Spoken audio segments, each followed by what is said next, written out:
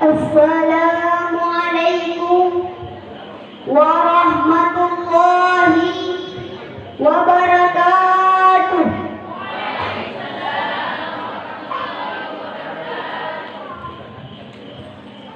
Alhamdulillah, alhamdulillahilladzi wahidil ahad, alladzi lam yalid wa lam yulad wa lam yakul lahu kufuwan ahad. Asyhadu an la ilaha illallah wahdahu la syarika lah wa asyhadu anna Muhammadan abduhu wa rasuluh la nabiyya ba'dah.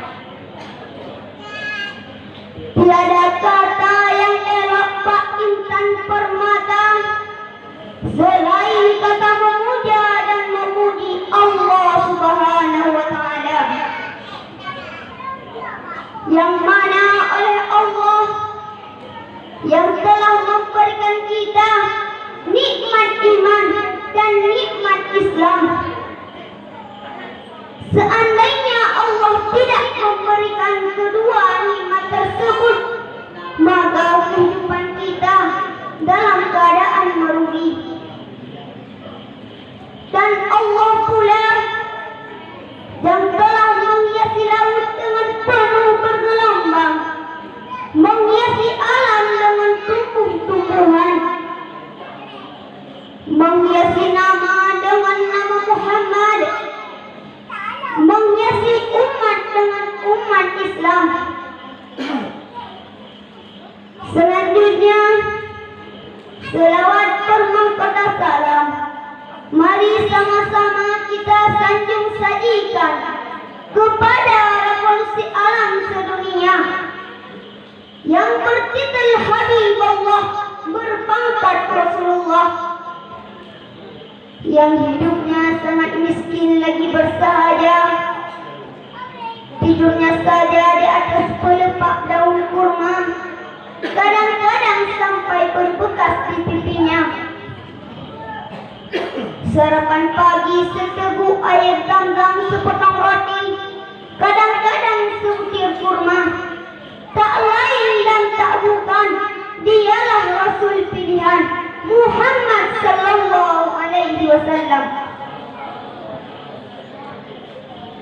Kata-kata keta'ziman wal ikraman saya yang tak terhingga banyaknya kepada Walid selaku pimpinan daerah An-Nabawi beserta keluarganya, dan kepada para dewan guru dan kepada para dewan juri yang arif lagi bijak dalam menilai kami.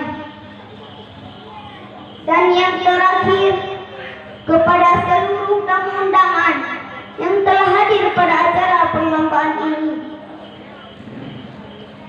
Untuk menghematkan waktu, tidak panjang lagi saya mukadimahkan.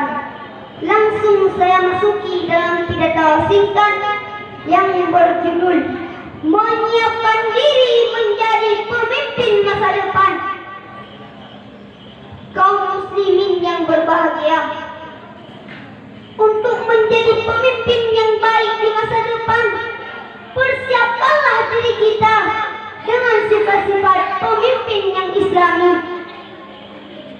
Sebagaimana Allah berfirman dalam Al-Quran surat Al-Baqarah ayat 119 yang berbunyi, A'udzu billahi minasyaitonir rajim. Bismillahirrahmanirrahim.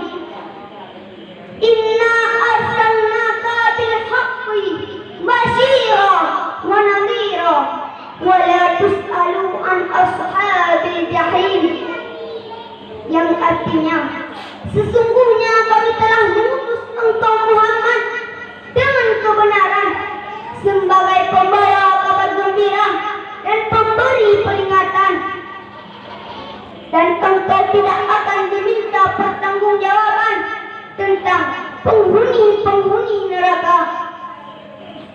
Saudara-saudara rahimakumullah, dalam ayat tersebut nampak jelas yang bahwa ada tiga pola kepemimpinan yang harus melekat pada diri seorang pemimpin, yang menjadi panutan umat, yang tidak akan dipertanyakan nanti di akhirat. Yang pertama, kebenaran yang identik dengan ilmu. Yang kedua, pembawa kabar gembira yang bersedia melindungi bawahannya. Yang ketiga, pemberi peringatan jika terjadi kesalahan. Para pendengar yang dirahmati Allah, Nabi pernah berkata dalam sebuah hadis yang berbunyi, kullukum ra'in wa kullu ra'in mas'ulun ar-ra'iyah, yang artinya tiap-tiap kamu itu pemimpin dan tiap-tiap pemimpin akan dipertanyakan atas kepemimpinannya. Kita selaku umat Islam, persiapkanlah diri kita dengan kriteria-kriteria pemimpin yang Islami.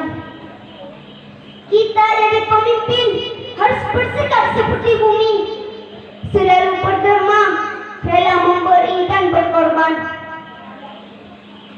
Pemimpin bersikap seperti air, tidak mudah tersinggung dan pemaaf. Pemimpin bersikap seperti api, menindak tegas semua orang berbuat salah tanpa pandang bulu. Pemimpin bersikap seperti angin, tidak pernah berhenti meneliti sesuatu. Langkahnya tanpa batas, bila ditolak tidak marah, kalau terkena tidak tersinggung. Pemimpin bersikap seperti matahari, tidak terburu-buru dalam berkehendak. Pemimpin bersikap seperti bulan, dapat membuat gembira semua orang. Senyumnya manis, halus budinya, lembut tutur katanya. Pemimpin bersikap seperti bintang, tegas, tak gampang tergoda, tak gentar menghadapi cobaan, percaya diri, dan terus terang tanpa menutupi. Pemimpin bersikap seperti mendung, adil dalam menggunakan kekuasaan, memberi hadiah bagi yang berjasa, menghukum bagi yang bersalah. Ma'asyiral muslimin rahimakumullah,